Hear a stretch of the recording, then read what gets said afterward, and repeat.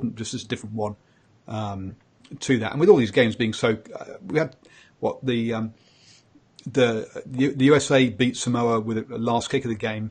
We had France beating South Africa again with the last play of the game. England, New Zealand was a 1-point win. A lot of these games were within a score. Whilst we might bemoan some of the quality of rugby that's being played, the emotion, the hype around the game, or not the hype, but the suspense around the games, we're living in a golden time from that point of view. The contest is there in every game, and I think it's when we discussing rugby with the likes of the four of us type scenario, or people of that ilk, we realise that any team on a given day can win a game. I mean, as dominant as the All Blacks have been, or as successful as the All Blacks have been recent times, if they don't turn up to a game, or if they don't put their best efforts in, there's a chance that they get knocked over, and we saw that in Wellington this year. Went very close again on Saturday or Sunday morning our time to that happening again. The abilities between the teams is very close. I mean, we've just talked about Australia. We know what their problems are, really. It's just holding on to the ball effectively. I think, too, the evidence for the All Blacks, too, is that they only even have to be off the game for sort of 20-minute patches, and it lets teams in, and teams get on the board. So, I mean, that shows you just how close things are. Like, if the All Blacks click for 80 minutes, I think they're far and away the best. But if they're off their game even slightly for just periods of the game, or not, they're sharpest for the whole game, teams find a way to get in and get into the contest. And you wonder whether just the psychological edge that the All Blacks have from being able to win so many close games is perhaps what propels them to keep winning. The fact that they believe that they can pull out close games, whereas a team like Australia at the moment, the Argentina comeback aside, how on earth are they going to think they're going to win games? Because they're simply not. They get in a close game and they can't finish them off. Anyway, it's pretty much the same. They've lost one game this year, but that's when they rested a whole bunch of players for their first game in Australia. Sexton wasn't playing that game, etc. So, yeah, you've seen these. The differences are small, but once a team gets on a roll and has belief, and we've seen that again, I guess, with South Africa over France at the weekend. 84 minutes, I think it was, when they scored that last try. I was going to say that was a crazy game. The French, I think all they had to do was pretty much run the clock down. And it was almost, to me, an example of a team that doesn't know how to win at the minute in terms of France. I think they had about 40 seconds to run the clock down, and of course they turned the penalty over. And listen, even if somebody went in there and mucked around and held the ball at least until the hooper went, it may have been enough to save them. But then there were just little things, the winger stepping on the line. And, from the moment that South Africa got that line out, I thought to myself, gee, if they pull another penalty here, they'll kick it downtown and they'll have a crack. And that's, I actually wasn't surprised that South Africa got across the line, even though it was deep into the game. I remember saying to somebody who I was watching the game with, this will tell me whether the South Africans are an improved side if they can get across the line in this situation where they have to score. And I'll tell you what, it was perfect. And to be honest, they were probably all over the French in that last 15 or 20 minutes. They looked to me, they looked the more dangerous side throughout the game, but just little mistakes and turnovers were hurting them. But, I for one, I was delighted to see the South Africans get across the line, because I think they were the better team. Just going back to something Ryan mentioned, Paul, in terms of the All Blacks with their 20 minutes. Hang on, game. You've done it all wrong. If you're not backing up the bus, then it was. Sorry, Paul. I was just going to back the truck up a bit here. Beep, beep, beep, beep. Just to something that Ryan said. Just the other thing with the All Blacks is that one thing that started to come in this year is you're starting to see players that are able to get in and upset the All Blacks. So obviously what we've seen with Faf de Klerk with the South Africans, he's been able to come in and get under the skin of Aaron Smith, and that's sort of given the All Blacks the wobbles.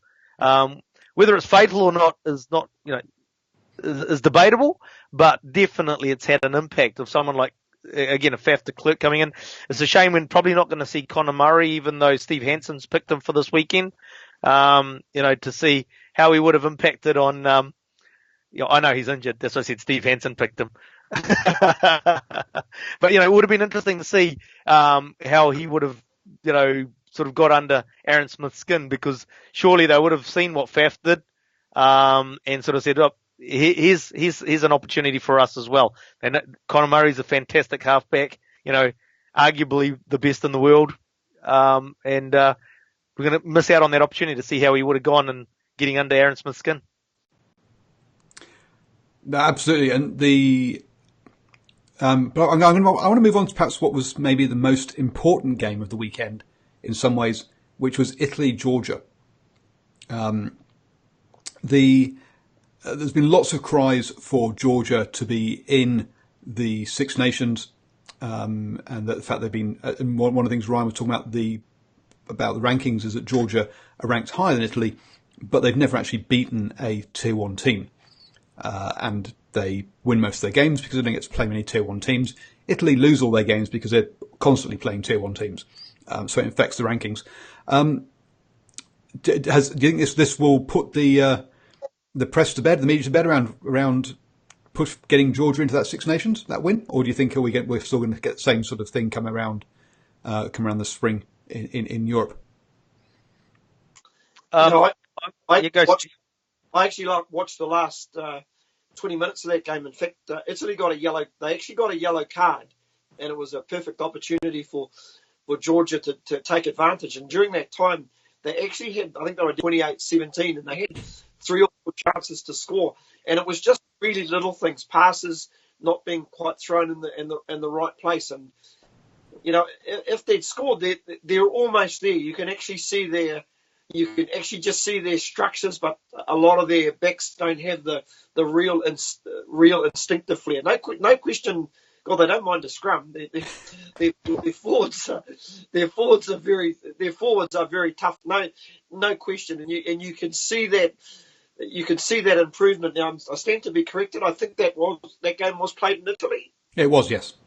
It was played in Italy. It'd be interesting to see if this game, if it was played in Georgia, how they'd go. But listen, they're a team definitely on the improve. They kind of remind me of, and I'm showing my age here, Romania back in the early 70s, when I can remember the All Blacks playing in Romania. They'd always play a couple of tests against France, and then head across to Romania, and that was always a tough test. I mean, to say tough in terms of they had big physical forwards, and then the revolution came along and half the rugby team got shot, from what I believe, which is quite crazy, but that sort of things happens in Eastern Europe, and I just think Georgia are on the improve, and I think the fact that I saw their under 20s last year playing at the under 20s World Cup, and they looked at it, they played some really, really good code.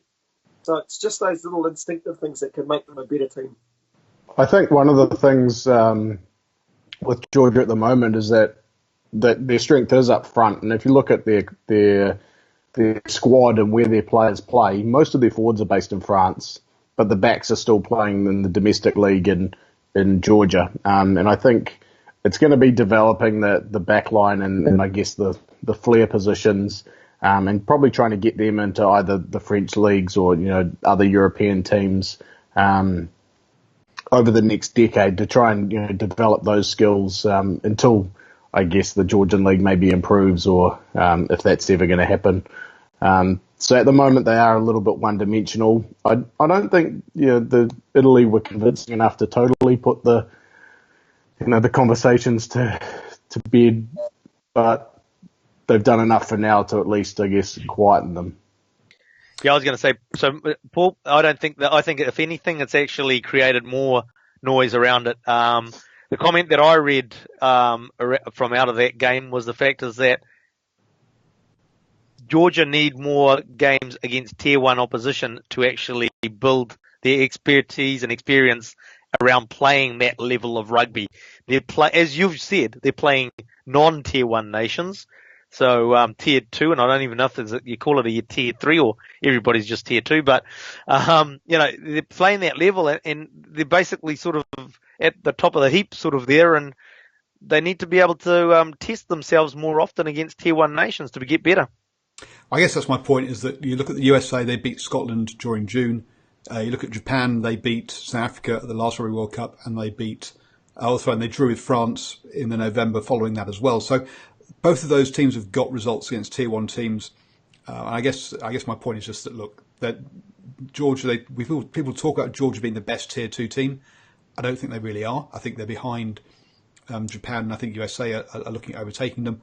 And you've also got teams like Fiji as well, who are also very good. So Georgia are going to start getting some more home. They're going to get a home tier 1 game every July, in 2020 onwards, which is something that the Pacific Islands never get.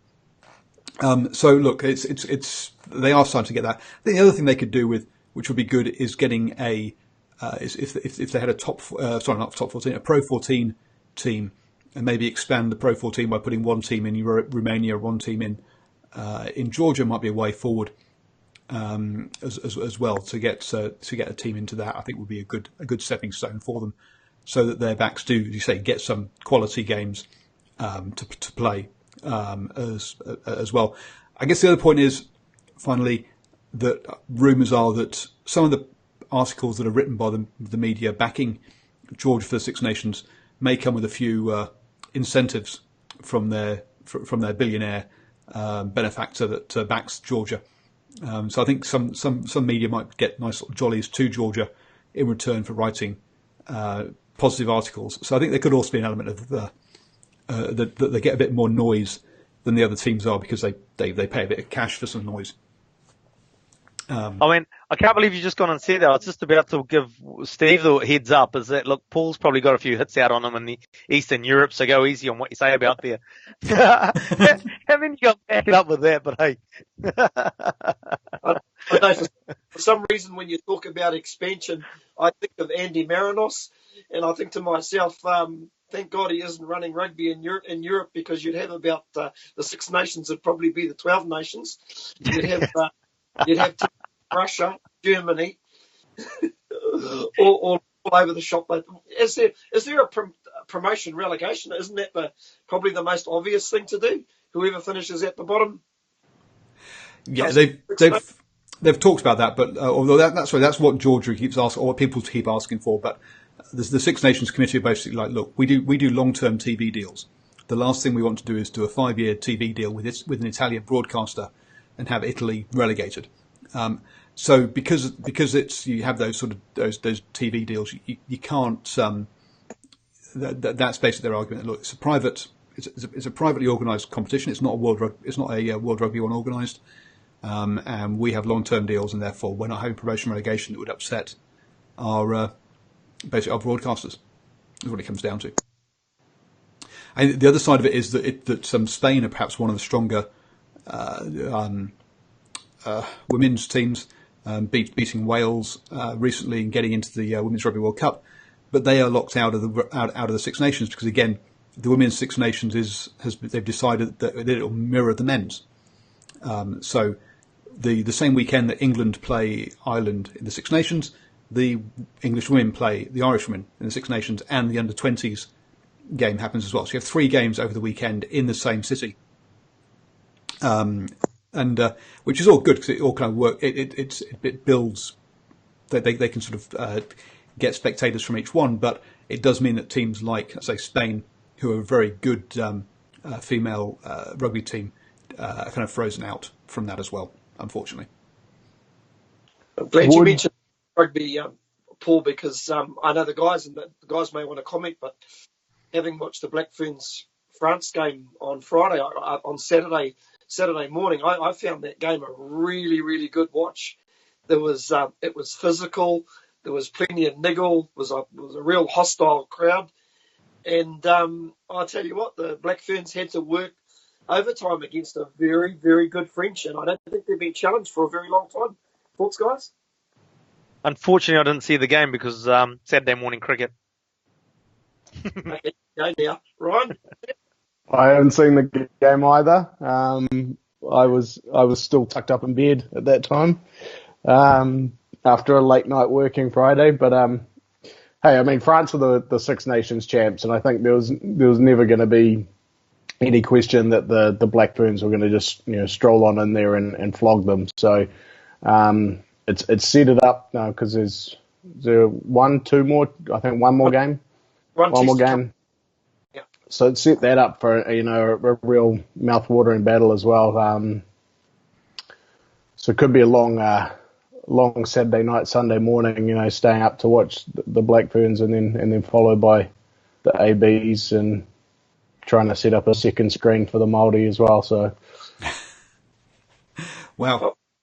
It was a The other game that happened at the weekend was England's women beat the USA women. The USA women really have given themselves a tough schedule, playing the Black Ferns the weekend before, then playing England, and then heading over to Ireland to play Ireland, who in Ireland, came third in the Women's Six Nations, I think it is. But basically you've got France, England and Ireland, and then you've got the rest in the Six Nations. So the USA really really are testing themselves over this window. It's disappointing for me that the US, what it looks like is that they're focusing on the sevens side of things, and some of their best athletes and best rugby players, the likes of Naya Tapper and a couple of others, are committed to that sevens program and not part of their 15s. Because I think they're a side that, probably just below the top tier of women's teams, sort of in that next group with the likes of Canada and probably Ireland. I think that'll be a good game this weekend. But it'd be good to see those elite athletes of theirs playing in the 15s team as well. But the sevens program with the lure of Olympic medals, I think is taken priority for them, which that's their prerogative. But it's a little bit disappointing. Same could be said for the Black Ferns, though. No argument, but we have far greater depth, and I think that's the big difference. You could take out Portia Woodman, and we've still got some young quality athletic wingers who come in. So, yeah. Yeah, and as you talk about Canada there, Canada now going to be playing England this weekend, so it'll be good to see where they sit in that old rankings. Because I'll be honest, the amount I follow the women's game is definitely increasing. I've not really watched and been that close to it until the sort of last year or so. So it's interesting. Yeah, I say it'll be interesting to see how Canada go against England as well this weekend. Since we're talking women's rugby, everybody see the red card in the USA England game? Well, I've seen highlights of it. That's red card or not red card? I know we don't.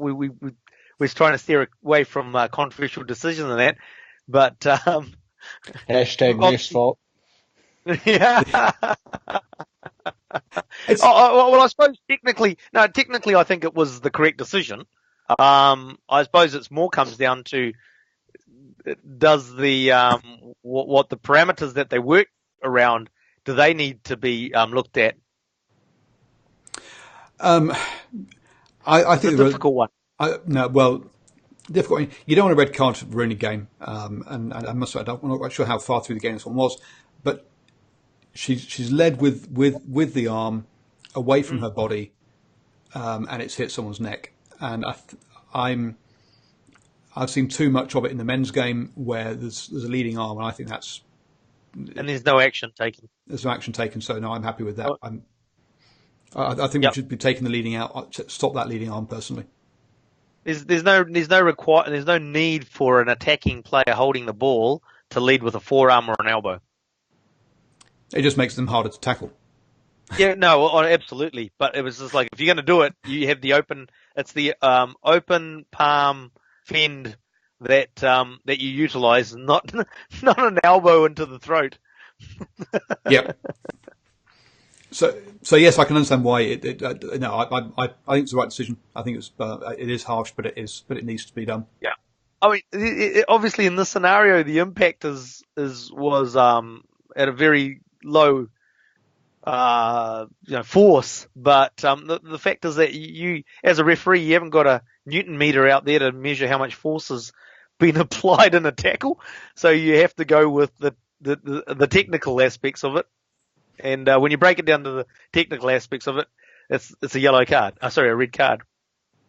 Yeah, just originally in the, if I could back the truck up even further when it comes to yellow cards, Beep. if you could think of Polulatu getting a yellow card against the All Blacks when Cody Taylor shunted him, and then he, in return, shunted Cody Taylor in the face. Originally, I thought, just a penalty will do it. But when you watched it again, it was still a blow to the face. So, the referee...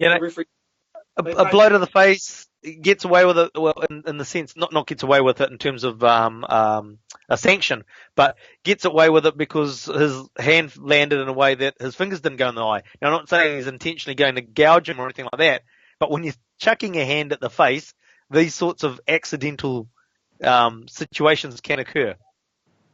Sammy Review, I think, hit Halfpenny. He went to charge a kick down, and he had a leading forearm as well.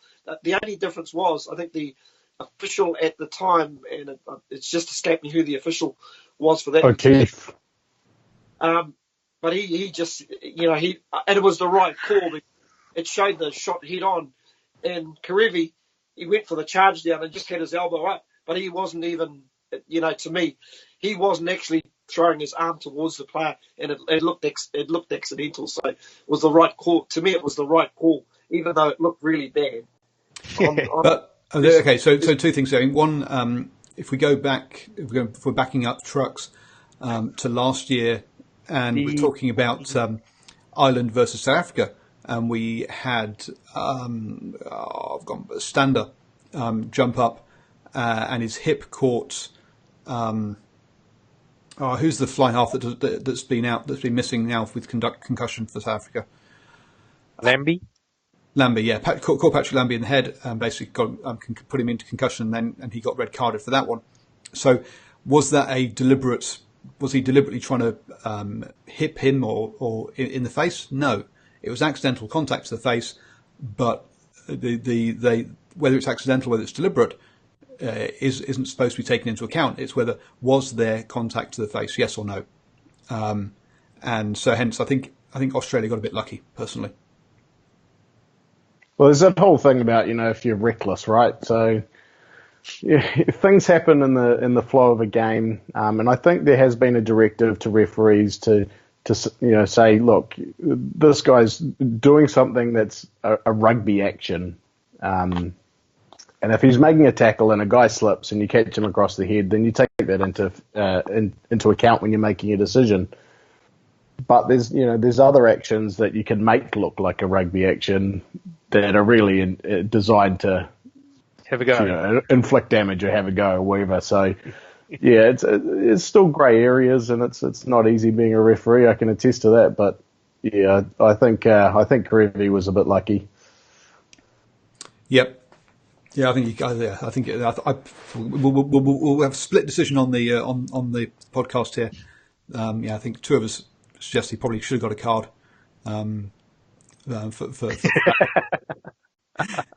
Which I think is actually to me, I think that's been one of the stories of the. Of the window is that Andy Farrell, is that the right person? Yeah, it's not Owen. Owen Farrell. There we go. Owen Farrell's tackle against South Africa. Again, I could see that it could have gone either way. I remember Andy Powell's tackle when he was for the Lions in South Africa. So back in the truck up for about 12 years now, or 8 or 9 years, and. He went into stop going beep beep beep beep. He went into a tackle. Both his arms are out front, but basically the guy bounced off before he could close them, and he got called for a no-arm tackle. And I was thinking, hang on, both his arms are forward. It's a big collision. The guy's bounced off him. He just couldn't grab him in time. So I can see how Farrell's one could have been called the other way, because a similar thing happened to him. But to me, it wasn't to me the decision was the right one. And again. Last weekend with the with the offside. Again, there's probably an offside similar to that somewhere along the line on just about every single ruck in a game. It just doesn't get called every time. So again, I can see how you can sometimes get away with it, sometimes you don't. He just didn't get away with it, which is fine. I think what was more offensive about Owen Farrell's situation against South Africa was when he would try to do his Hollywood on the ground so he doesn't get pinged. He's on the ground going, oh, my shoulder, and it's just like, oh, dude, that's so obvious that you think you've done the wrong thing, and now you're sort of like, oh, no, I'm actually injured, so don't penalise me. Well, if you want to hear four Englishmen and a Welshman criticising Owen Farrell, go and listen to the More Leather podcast that I recorded this morning. But if you're talking about play acting, look out this weekend for anyone who hits Sexton even remotely late, because Sexton will be rolling around on the pitch like a footballer. There's actually a good one on the weekend, but I just can't remember which game it was in. And there's like, as soon as the noticed nothing was happening, it was like bang up because he's got to get back in the defensive line. And I just can't remember which game it was. It was a shocker. It was just like, and it's like, oh crap, ref's not doing anything. Quick, get up and get in the defensive line. I want to say Argentina, but I don't want to stereotype. You just did. I just did. You just did. Dear. Well, before we go and upset any more nationalities, what do we think of the Chiefs taking their Crusaders game to Fiji? Crazy. It's frustrating. I'm not even a Chiefs fan, but I just think, they continually keep taking games away. I mean, we saw it with the Highlanders last year as well, taking games outside of New Zealand when they're not even catering to their own supporters within their regions. What I don't understand is why you take a derby game away. Yep. I mean, that's your big crowd, and I mean, yep. As a harbour-based Blues fan who never gets games anymore anyway, but the games that used to come to Albany or to Whangarei were always games against, well, normally Albany was against a South African team, and if you went to Whangarei, it was normally against an Australian team or something. But you never got a derby game because that's where you get the big crowds in. Take a game to Fiji, whatever, but why take away something that's going to probably draw a pretty strong crowd to Hamilton? The good news is it'll mean we've got one game less of cowbells, so yes, there's a positive there. But you got to remember, Paul's a fan of cowbells. I like cowbells. Crazy. You're mad. Put him in a straitjacket. Okay, if we're talking mad, this is how much I like these kind of things. I've only ever been to one Manawatu game, but here we go. I've got a bucket. They don't make noise, so that's fine. They don't make noise, exactly. Apart from the people wearing them, but the bucket itself doesn't make noise and isn't infernally annoying.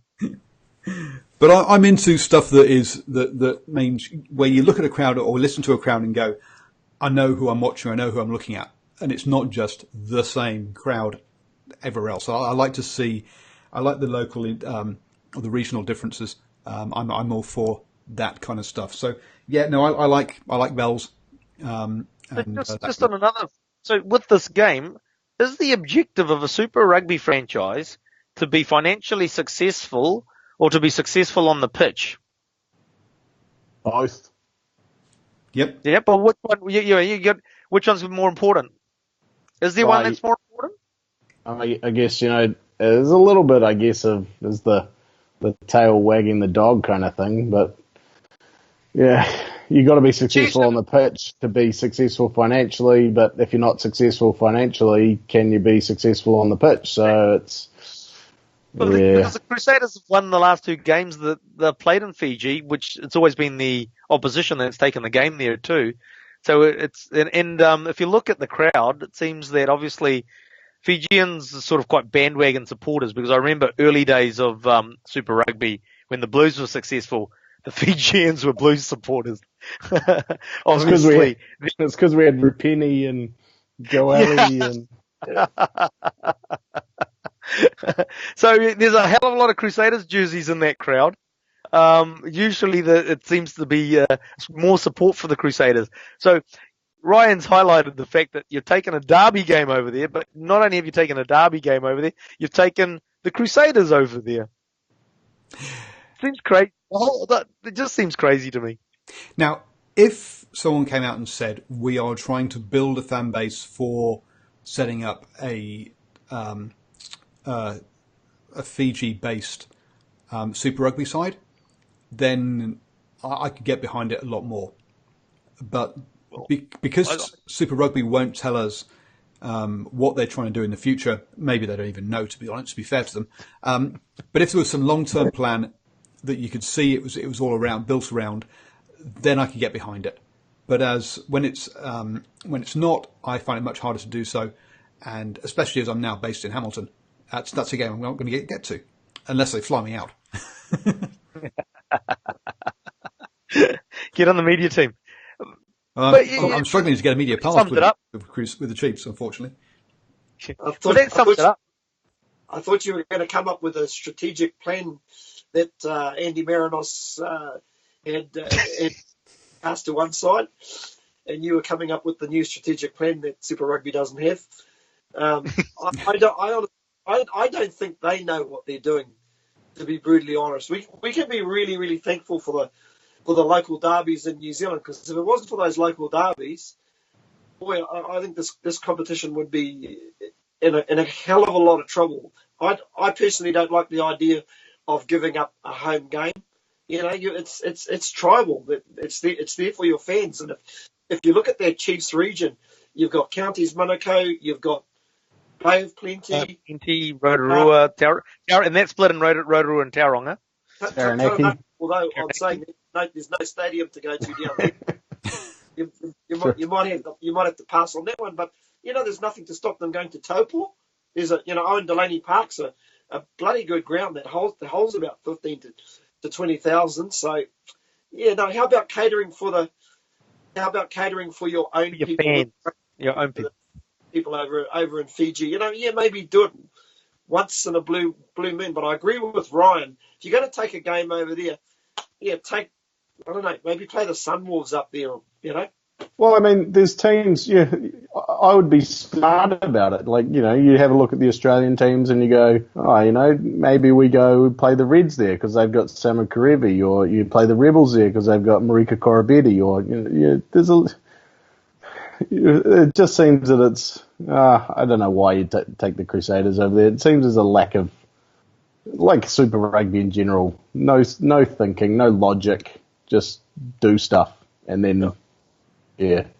I understand not taking a South African team because it's extra travel for them.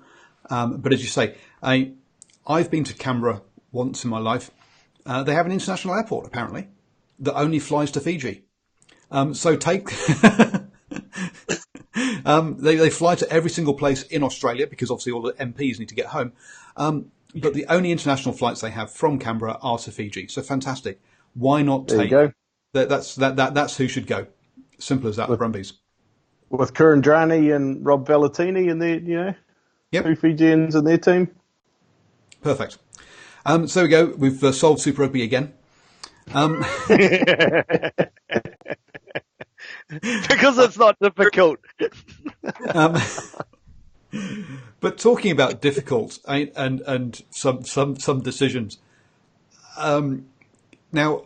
I've been to this game before. I went to it when they had it in Manawatu, and I can't believe I paid this much for a ticket. But the Hurricanes are in a pre-season game sponsored by Tui Brewery, who are their sponsors, and they're going to have it at the brewery.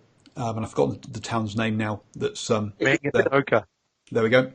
Well, Steve will pronounce it properly, but go on, Steve. In my. And they're charging $45 for a general admittance ticket. That's crazy money. Does that come with a box? Yeah. That comes with no allocated seat, but apparently you do get a free brewery tour, which obviously you're not going to have to be able to do on the day of the game because it's going to be too packed. So for people who go there for a day trip, that's a waste. But yeah, I just for a pre-season game, $45 just sounds like crazy money to me. I went to Ekatahuna. That's where I went to for the. And yeah, sorry about the pronunciations for those of you who don't realise I've got an English accent and can't do Pacifica pronunciations. But had a great time. I mean, the halftime entertainment was a crop duster spraying the field, which was brilliant. Your definition of entertainment varies from mine, I've discovered. Really, you don't like you don't like a Second World War fighter plane and a crop duster flying over the ground? Ryan wants to go to the brewery because he's seen who works inside the brewery. I don't believe everything I see on adverts.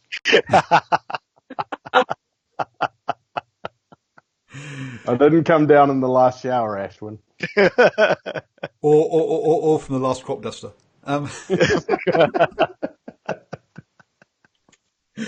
Oh dear me! You're probably guessing now that I've run out of all my topics. Any last things you guys want to have a quick chat about?